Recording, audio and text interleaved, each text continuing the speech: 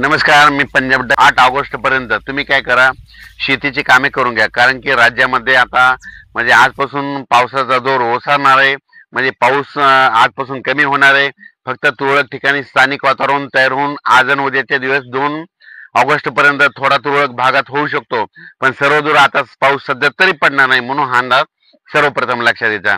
मग आता हे पाऊस कधीपर्यंत चालणार आहे, तर तुम्हाला सांगतो, हे आज आणि उद्याचे दिवस स्थानिक वातावरण तयार होऊन भाग बदलत असा पाऊस पडणार आहे, म्हणून हे लक्षात येतं.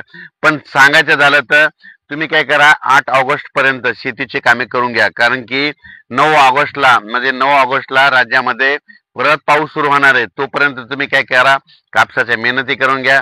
ऊसाला खत घालायचं तर ते घालून घ्या. त्याच्यानंतर फवारण्या करू शकता, सोयाबीनला देखील फवारण्या करू शकता. कारण की 9 तारखेपासून ते 16 तारखेच्या दरम्यान पाऊस पडणार आहे, म्हणून हे अंदाज लक्षात घ्यायचा.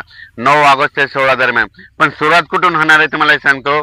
सर्वप्रथम तुम्हाला सांगू इच्छितो की कोल्हापूर, त्याच्यानंतर सांगली, त्याच्यानंतर बेळगाव निपाणी म्हणजे कर्नाटक, त्याच्यानंतर इकडं तो धाराशिव कोण, त्याच्यानंतर लातूर जिल्हा, बीड जिल्हा, परभणी जिल्हा, नांदेड जिल्हा, हिंगोली जिल्हा, यवतमाळ जिल्हा आणि असाच इकडं चंद्रपूर, ह्या पट्ट्यामध्ये काय होणार आहे, 8 तारखेलाच रात्रीच्याला पाऊस सुरू होईल. त्याच्यानंतर 9ला तो पाऊस परत पुढे सरकणार आहे.